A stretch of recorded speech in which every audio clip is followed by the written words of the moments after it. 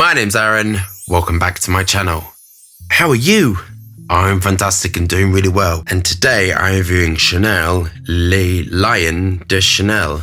And I'm murdering the French. Many apologies. This is available in two sizes. 75ml is £169. And if you love it, 200ml is £300. Powerful and carnal. The ambery, leather-like notes of lamdaman and patchouli are softened and brightened with vanilla, bergamot and lemon. A warm, majestic and refined fragrance. This is I would consider the more exclusive, expensive range within Chanel. So I'm expecting classic French perfumery, that Chanel thing, which is always light, airy, ozonic. Chanel do really well. And I'm expecting beautiful choice of naturals. And I'm expecting absolutely to be a difference between the Bleu de Chanel, all of that range, and this. There has to be a difference in it. Do we have our bottles of Les Lions by Chanel? Are we engaged with our higher self? Let's get testing. So when I went into Selfridges, I went to get this. I'm allowing this to dry down a little bit. The first time I went in, I was asking the Chanel lady about which of all of the sort of like Bleu de Chanel, all of them. I was asking her lots and lots of questions, and I was trying to be undercover, and I was with my amazing brother. She said to me, what do you do? I tried to be undercover, and I was sort of coming up with all these things. I didn't say anything. And then I think she looked at my name, and then I think she had a look, and then the next time I went in, she knew who I was. But her customer service was phenomenal. And I don't consider myself never dress in smart clothes. I like trackies and all the rest of it, and that's how I am. So I don't look like a Chanel customer, but she treated me like every other Chanel customer, and I really appreciate that, actually. I really appreciate the customer service. She was so nice, and it was just so refreshing to have someone who wasn't obnoxious. She was lovely, and when I went back in, I was talking to her a lot more, and I got this, and I said I was going to review it, and that was Selfridges in the centre of Manchester. Very, very nice lady. On to the review. So this absolutely has this Chanel thing, which is exactly what I thought. Light, airy, ozonic. It's on the lines of Gourmand and Oriental. This is sort of starting between the two, I would sort of say.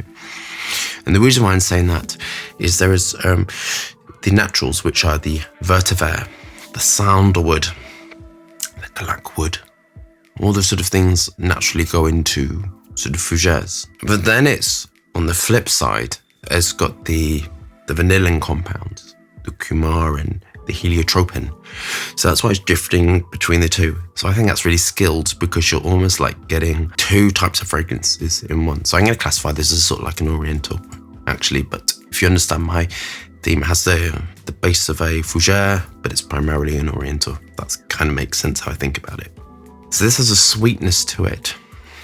But this is not sweetened with ethyl maltol whipping through the base, which I would kind of be devastated if they were sweetening it with ethyl maltol. Ethyl maltol is used to sweeten things. They're sweetening it with jasmine and ylang-ylang and heliotropin, coumarin, so it has a dry sweetness to it.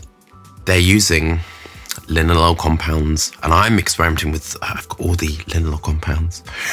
Ethyl linalool, I think it's called ethyl linalool acetate, and then of course you have linalool acetate.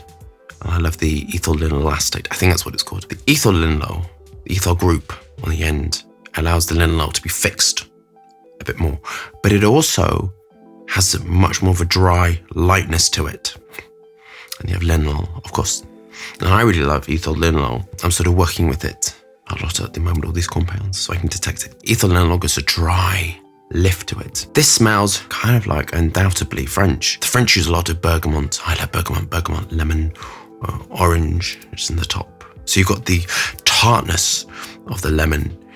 Bergamot goes with everything because it's that perfect in everything, and you get different types of bergamot. So you have the, depending on what type of bergamot you get, depends on what it does, but generally it's not too tart, it's not too sweet. It's light and airy, it sort of sits perfect in the middle. It's kind of the middle of all the citruses, which is why it's used in everything, because it doesn't affect all the notes underneath. It doesn't affect the structure of it. And then orange to sweeten it. So you're having that perfect sort of synergy of citruses in there. Interestingly, with these sort of like heavy citruses, and to make it sort of slightly more punchy and to give it a bit more of a dryness to it. Oh God, this is going to be really difficult to explain. Citronellal is used, and citronellal in this it sort of dries it out a little bit more. Just struggling to explain that one. It's quite difficult to conceptualize. But citronellal in citrus gives this, and it sort of dries it out a bit more. It's the only way I can explain it, that sort of concept behind it. The more citronellal you use, the more you get that dryness. This is dry. On to my final thoughts. This is nothing less than kind of what I thought. I do love the cap. Magnetic and turning around. Very clever. Another little label. So I'll go through my marks a few. Boxes, safe, legal, compliant, which is fantastic. 2 out of 2. The next 2 marks are the price. This contains expensive raw materials. Jasmine is crazy expensive, and the construction of it is expensive. And so I think the perfumer would have worked in a way. So this smells expensive. So I do think it's worth the price. Next 2 marks is longevity and protection. This has more longevity in it than the other Chanel fragrances. And the projection is beautiful. And the light airiness, so 2 out of 2. Our last 4 marks are whether I like it. I love that Chanel thing. I think it's beautiful perfumery. This smells undoubtedly French, classy. The occasion this could be worn, I think, is, imagine professional. Totally unisex. Very professional. Don't smell the labdaman, that's the vetiver. So this is just a really good construction of a lot amount of naturals, really well chosen aroma chemicals, safe and legal, all of that. But I don't like it. So personal. And I don't like it, and I'll tell you why. And it's very technical.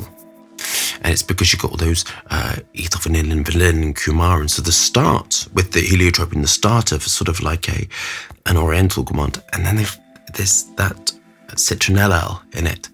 And the citronellal is sticking out in the middle. And that's personally why I don't really like it. And I'd love to see that toned down or removed, to be honest with you. But I think this is going to have loads of that sillage. I think that's going to be masses of that in this. And I think it's going to just so eloquent and beautiful. And but absolutely not for me. So I'm going to mark this an 8 out of 10. Yes, fantastic. So I hope you love that review. Thumbs up and subscribe for more fascinating, interesting content.